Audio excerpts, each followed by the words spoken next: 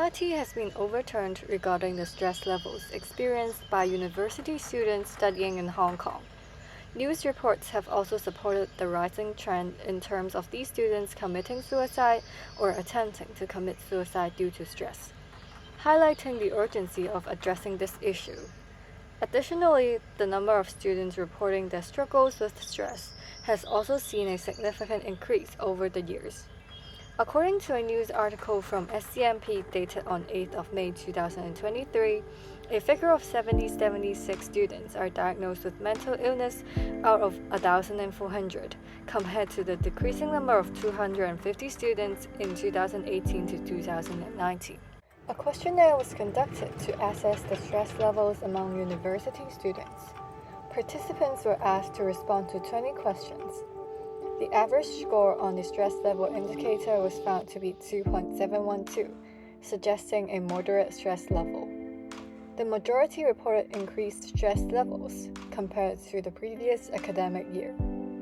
Specifically, 52% of the participants reported a partial increase, while 20% stated that their stress levels had increased significantly.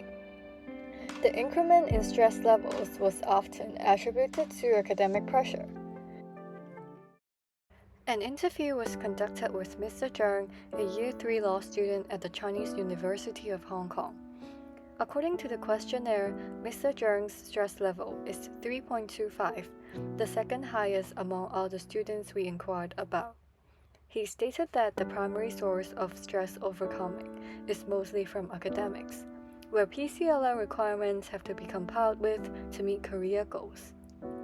Despite knowing that he was under much pressure, he believed that he did not have an appropriate person to talk to, stating that if he had time to deal with stress, he would instead handle the present task and relax rather than reach out to a counselor.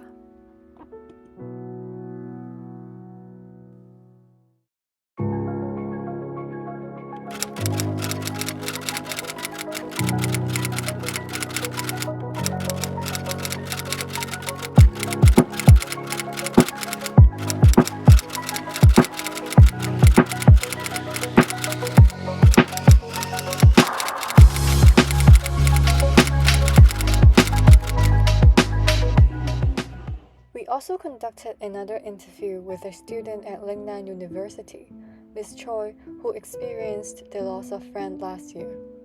Upon observation of Ms. Choi, she noticed that the deceased has a fully packed schedule and does not have much free time.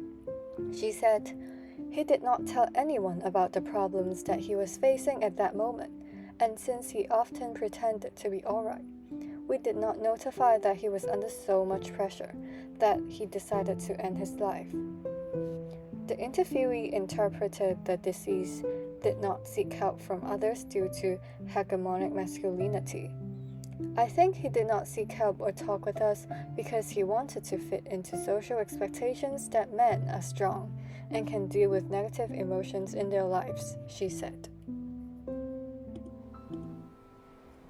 A teaching staff from a secondary school was interviewed regarding resources and counsels provided to students.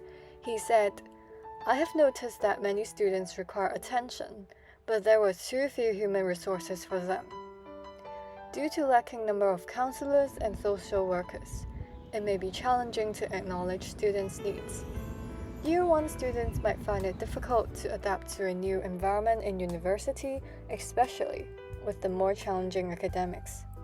They do not have a solution to cope with this change, nor lack knowledge about whom they can talk to, which results in a higher stress level.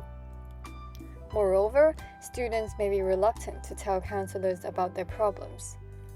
Many of them do not know the counselors personally and have a lack of trust in them.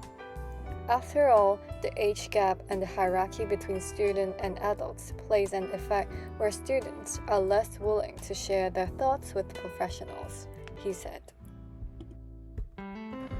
Institutions provide many resources to university students to help them deal with the problem.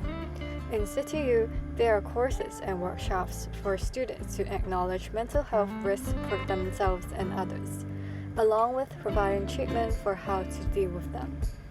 Many NGOs have also provided opportunities such as Caritas, where teenagers can contact social workers via WhatsApp to seek help.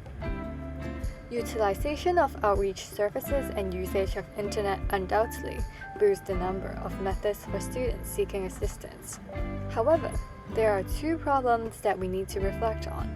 How can we encourage students to overcome stress to express themselves more instead of pretending to be fine? And what are the channels that allow students to be rapid with these professionals?